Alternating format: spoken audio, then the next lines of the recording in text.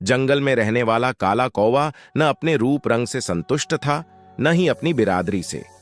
वह मोर जैसा सुंदर बनना चाहता था।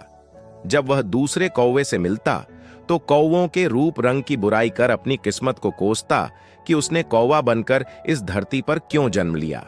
साथ ही कौवे उसे समझाते कि जैसा रूप रंग मिला है उसके साथ संतुष्ट रहो, पर वह किसी की बात नहीं मानता और उनसे लड़ता। एक दिन कौवे को एक स्थान पर बिखरे हुए ढेर सारे मोर पंख दिखाई पड़े। उसने सारे मोर पंख उठाकर अपनी पूंछ में बांध लिए और सोचने लगा कि अब वह भी मोर बन गया है और उसे कौवों की बिरादरी छोड़कर मोरों की बिरादरी में शामिल हो जाना चाहिए। वह अपने समूह के सरदार के पास गया और अकड़ कर बोला, सरदार, जैसा कि आप देख ही रहे हैं, मैं अब मोर बन गया हूं, इसलिए आपको बताने आया हूं कि मैं कौवों की बिरादरी छोड़कर मोरों की बिरादरी में जा रहा हूं। कौवों का सरदार उसकी इस गुस्ताखी पर चकित रह गया।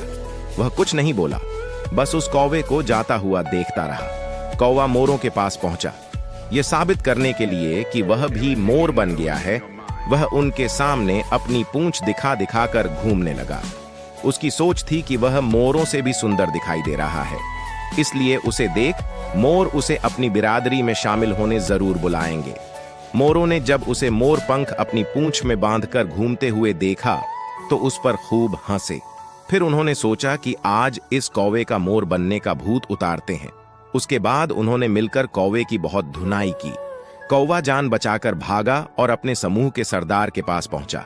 वह उनसे बोला, सरदार, मोरों ने मुझे बहुत मारा, अब मैं उनके बीच कभी नहीं जाऊंगा, मैं यहीं अपनी बिरादरी में रहूंगा। कौवे के सरदार को उसकी अकड़ याद थी। वह सोचने लगा, बहुत अकड़ रहा था तू, अभी तेरी अकड़ भी उतरता हूं और सबक भी सिखाता हूं। उसने अपने साथियों को बुलाया और सबने मिलकर उस कौवे को मार मार कर अधमरा कर दिया। कौवे का सरदार बोला, तुझ जैसे कौवे की हमारे समूह को आवश्यकता नहीं, भाग जा यहां से और कभी लौटकर मत आना। बेचारा कौवा न मोर की बिरादरी में शामिल हो पाया, न अपनी बिरादरी का रहा। मरम्मत हुई सो अलग। शिक्षा, हमने जैसे रूप रंग के साथ जन्म लिया है, जिस परिवार और परिवेश में जन्म लिया है, उसका सम्मान करना चाहिए।